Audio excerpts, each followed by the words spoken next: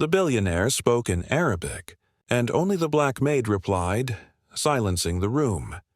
The crystal chandelier above the boardroom table cast dancing shadows across 23 faces, but only one person in that room understood the trap being laid. Maya Williams stood against the wall, invisible by design, holding a silver tray of water bottles like armor. Her dark skin seemed to absorb the soft lighting, making her blend into the mahogany panels behind her. She had perfected the art of disappearing in plain sight during her 3 years working at the Empire Grand Hotel. But today, everything would change because of 7 words spoken in Arabic by the man at the head of the table. Sheikh Hassan al-Rashid commanded attention without trying. His gray suit probably cost more than Maya made in 6 months. His fingers drummed once on the marble table as he spoke to his translator in rapid Arabic, a dialect specific to the northern regions of Saudi Arabia. The translator nodded, then turned to address the room in English. But Maya heard what the sheikh really said. Her stomach dropped. The translation was wrong. Not just wrong, but deliberately deceptive. The sheikh had just instructed his translator to add a hidden clause that would give him complete control over the entire partnership, something that would destroy the American company within 2 years. The room was full of powerful people. Robert Malloy, the silver-haired CEO of Landstone Holdings, sat forward in his chair, eager to close this deal that would supposedly save his company. His legal team flanked him like soldiers, all Harvard degrees and expensive watches, but none of them spoke Arabic. The junior executives typed furiously on their laptops, recording what they thought was being said. The tension in the room was thick enough to cut, everyone waiting for the final terms that would seal a $10 billion partnership between Landstone Holdings and the Sheikh's petroleum empire, Maya's. Hands trembled slightly as she watched the translator. Prepare to speak the false version. Her mother's voice echoed in her mind from years ago, when Maya was just a child in Detroit, struggling with whether to speak up when she saw injustice. "Baby girl," her mother had said while braiding Maya's hair one Sunday morning, "God gave you a voice not to keep it hidden, but to use it when it matters most. Sometimes the whole world will tell you to stay quiet, but if you know something's wrong, you speak. You speak even if your voice shakes." Those words had carried Maya through university, through her years working in Abu Dhabi's financial sector, and through the humiliation of returning to America only to find that her impressive resume meant nothing when paired with her skin color and gender. The translator cleared his throat and began. His Excellency proposes that the terms remain flexible to accommodate local market conditions, with standard adjustment clauses that protect both parties equally. The American executives nodded, relief washing over their faces. But that wasn't what the sheikh had said at all. He had actually said in Arabic that the contract would include a hidden provision allowing him to seize full control if the Americans failed to meet impossible quarterly targets that would be revealed only after signing. Maya set down her tray carefully. Her heart pounded so hard she was sure everyone could hear it. 3 years of silence. 3 years of being invisible. 3 years of watching powerful men make terrible decisions while she served them coffee and cleaned their messes. But this was different. This wasn't about ego or pride. This was about 8,000 American jobs that would disappear. This was about families that would lose their homes. This was about Robert Malloy, who despite his wealth had always treated the service staff with kindness, remembering their names, asking about their children. He was about to sign away everything he had built over 40 years. "Excuse me, sir," Maya heard herself say, her voice cutting through the room like a blade through silk. Every head turned. The sheikh's dark eyes found her immediately, surprise flickering across his usually composed features. Maya continued in perfect Arabic, the same dialect the sheikh had used. "What you just said is a linguistic trap. If they sign, they'll lose control of everything." The silence that followed was deafening. Someone dropped a pen, and it sounded like thunder. The translator went pale, his mouth opening and closing like a fish gasping for air. Robert Malloy's eyes darted between Maya and the sheikh, confusion and alarm spreading across his weathered face. The junior executives had stopped typing, their fingers frozen above keyboards. Even the air conditioning seemed to pause, as if the building itself was holding its breath. Sheikh Hassan al-Rashid stood slowly, his 6'3" frame unfolding with deliberate grace.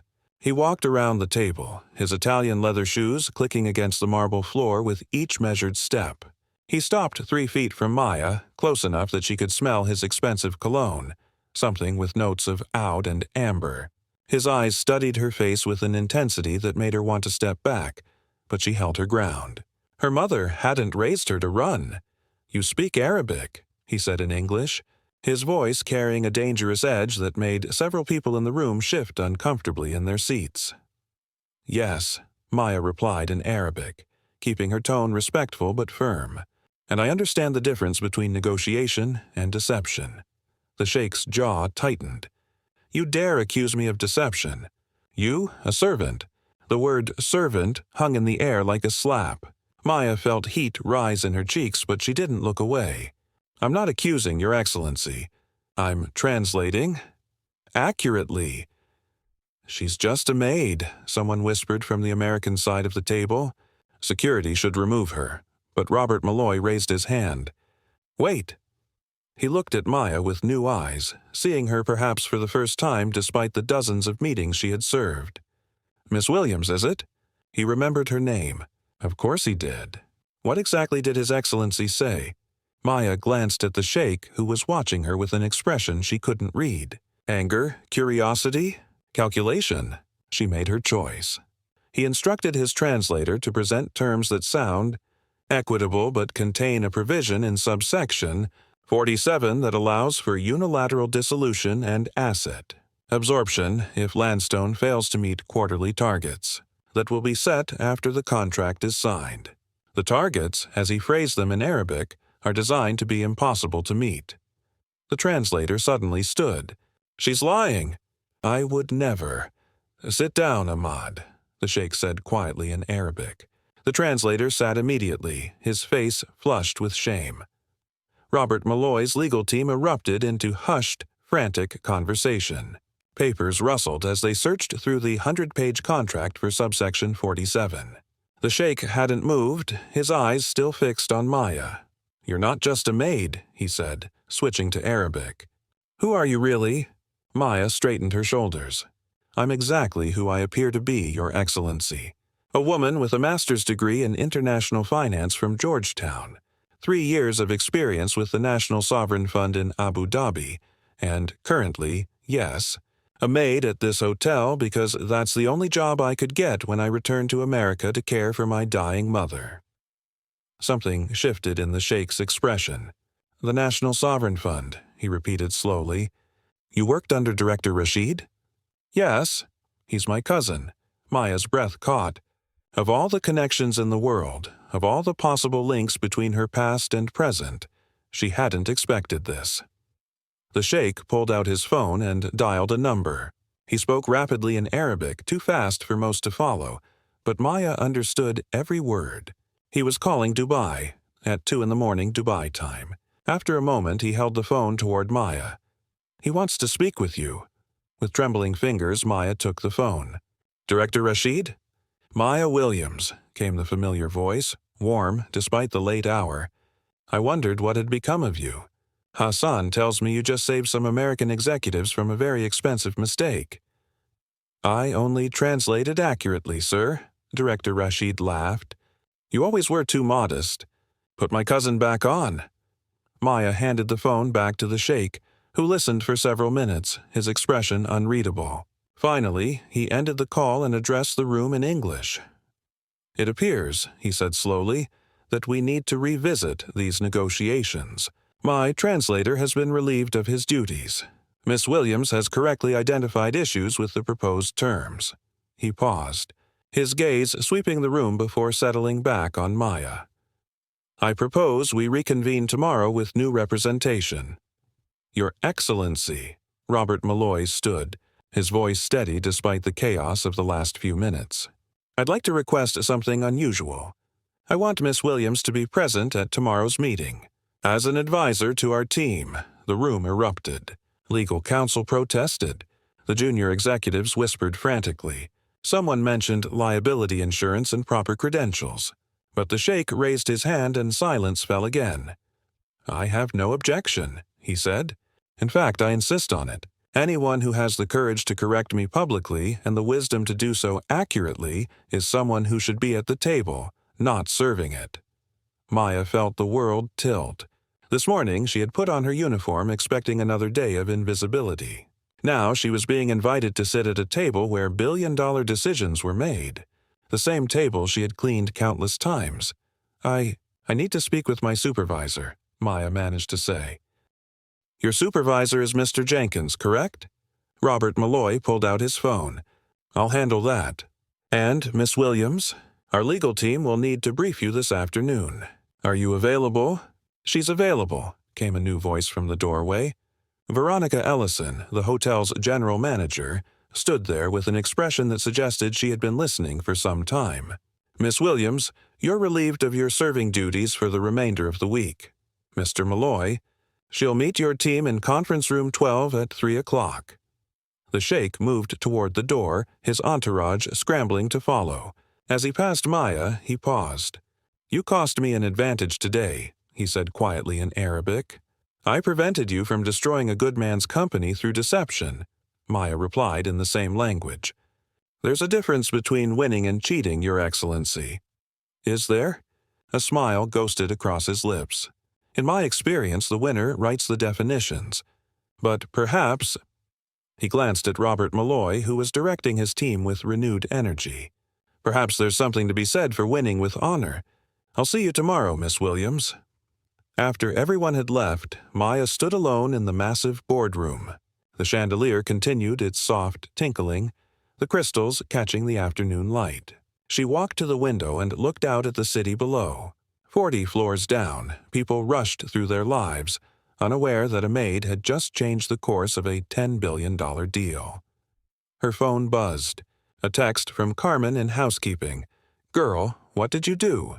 Mr. Jenkins looks like he's about to faint, and everybody's talking about you." Maya smiled, typing back, "I finally used my voice." That evening, Maya sat in her small studio apartment in Queens, surrounded by legal documents that Robert Malloy's team had sent over. Her laptop was open to the contract, and she was making notes in the margins, finding more hidden clauses, more linguistic traps that only someone fluent in both legal terminology and Arabic dialect would catch. Her doorbell rang, surprising her. She rarely had visitors. Through the peephole, she saw a delivery man holding an expensive-looking garment bag. "Delivery for Maya Williams?" She opened the door cautiously. "I didn't order anything. The sender is listed as V. Ellison, Empire Grand Hotel." He handed her the bag and a small envelope, then left. Inside the envelope was a handwritten note. "You can't negotiate billion-dollar deals in a maid's uniform. This is a loan, not a gift. Wear it tomorrow. Make them remember that brilliance comes in all packages. V.E." Maya unzipped the bag to find a perfectly tailored business suit in deep navy, along with a silk blouse and designer shoes in exactly her size. Her eyes burned with unexpected tears. She thought about her mother, who had worked 3 jobs to put Maya through university, who had died believing her daughter would change the world someday. The next morning arrived gray and drizzly, but Maya felt like sunshine as she walked through the hotel's main entrance instead of the service door. The doorman did a double-take. Security nodded respectfully. She rode the executive elevator to the 40th floor, her reflection in the polished doors showing a professional woman who belonged in any boardroom in the world. The conference room was already half full when she arrived. Robert Malloy stood immediately, crossing to greet her. "Miss Williams, you look appropriate," he said with a warm smile. "My team has been up all night going through your notes. You found 17 hidden clauses we missed." 17. 18, actually, Maya said, setting down her briefcase. "I found another one this morning in the force majeure section." The American legal team surrounded her, peppering her with questions. She answered each one calmly, her confidence growing with every minute. When Sheikh Hassan arrived with his new team, including a new translator and what appeared to be twice as many lawyers, he paused at the sight of Maya seated at the table. "Miss Williams," he nodded formally. "You clean up well." "I was never dirty, Your Excellency," Maya replied evenly. Just overlooked. A ghost of a smile crossed his face as he took his seat. Then let's ensure that doesn't happen again. Shall we begin? The negotiation that followed was unlike anything Maya had ever experienced. Every word was weighted, every clause examined from multiple angles. The Sheikh's team would propose something in Arabic, and Maya would translate, adding her analysis of the implications. She caught 3 more attempts at linguistic manipulation, each time explaining to both sides exactly what was being hidden and why it mattered. During a break, she overheard 2 of the Sheikh's lawyers speaking in Arabic. "She's formidable," one said. "Where did they find her?" "They didn't," the other replied. "She was here all along. They just finally noticed." By lunch, the atmosphere had shifted. The Sheikh had stopped trying to slip things past Maya and had begun negotiating directly with her, recognizing her as the true guardian of the deal's integrity. Robert Malloy's team deferred to her judgment on every Arabic translation and most of the financial implications. "You realize," the Sheikh said during one particularly intense exchange, "that you could have stayed silent.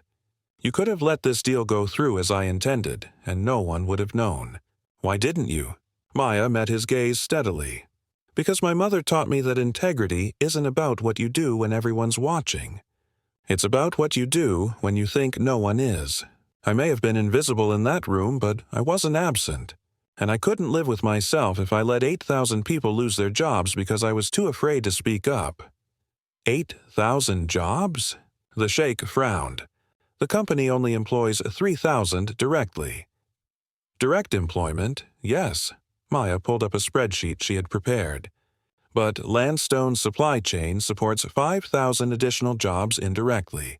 Small businesses, contractors, service providers. If Landstone falls, they all fall. The room went quiet. The Sheikh studied the data, his expression thoughtful. "I hadn't considered the ripple effects," he admitted quietly. It was the first time anyone had heard him admit to overlooking something. By 5 o'clock they had reached an agreement. A real one, with terms that were genuinely equitable. The Sheikh would get his partnership and profits, but Landstone would retain autonomy and the ability to meet realistic targets. Both sides would prosper. As the lawyers prepared the final documents, the Sheikh approached Maya. "I owe you an apology," he said in Arabic, quietly enough that only she could hear. "I called you a servant. I was wrong. You served, yes, but you were never servile. There's a difference." "Thank you, Your Excellency," Maya replied in English deliberately. "We all serve something. The question is what we choose to serve. You serve your empire. Mr. Malloy serves his employees and shareholders. I serve the truth. And what does the truth serve?" he asked, genuinely curious. "Justice," Maya said simply. Eventually, the Sheikh extended his hand. "I would like to offer you a position with my organization. International Contracts Director. The salary would be substantial." Maya looked at his hand but didn't take it yet. "And Mr. Malloy has already offered me a position as head of international negotiations for Landstone." "Of course he has." The Sheikh smiled fully now, the expression transforming his usually stern face. "You have choices now. Real ones." "Yes," Maya said, finally shaking his hand. "I do." As the sun set over Manhattan, casting golden light through the conference room windows, Maya stood between 2 offers that would change her life completely. But she wasn't thinking about the money or the prestige.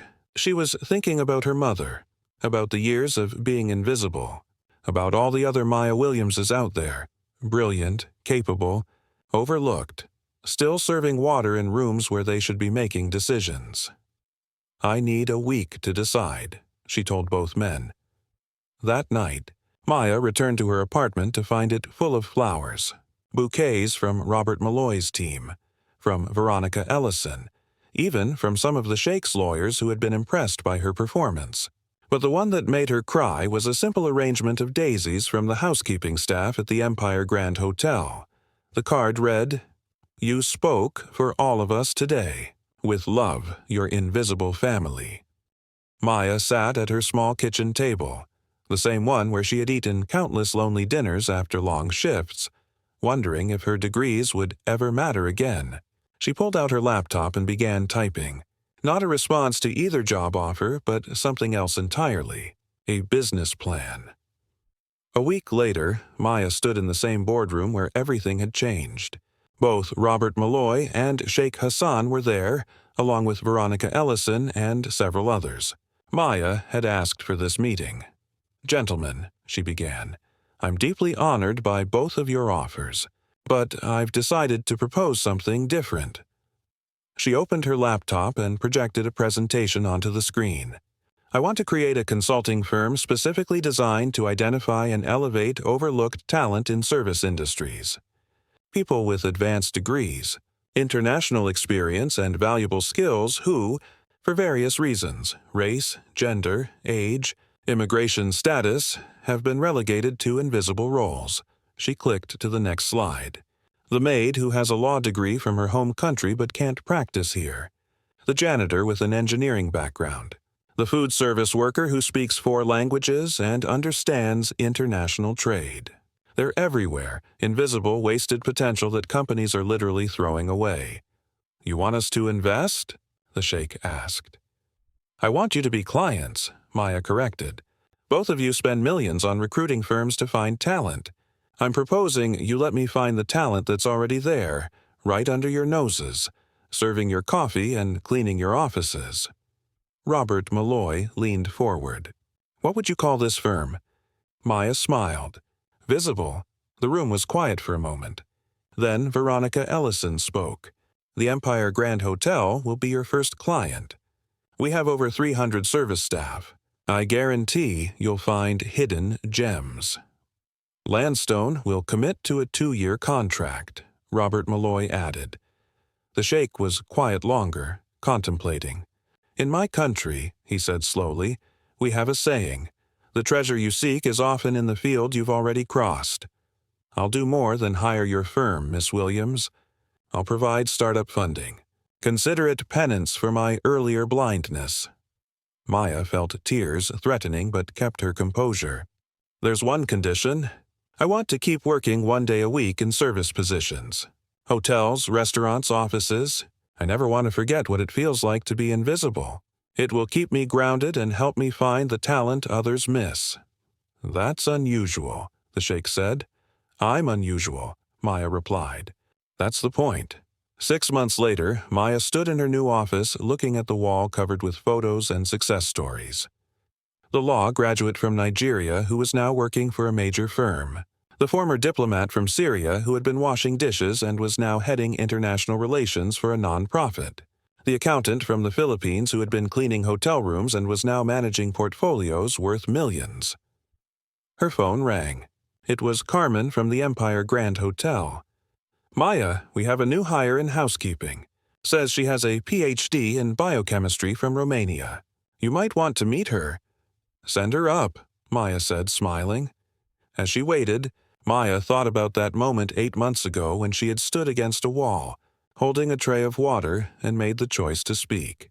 The billionaire had spoken in Arabic, and only the black maid had replied, silencing the room.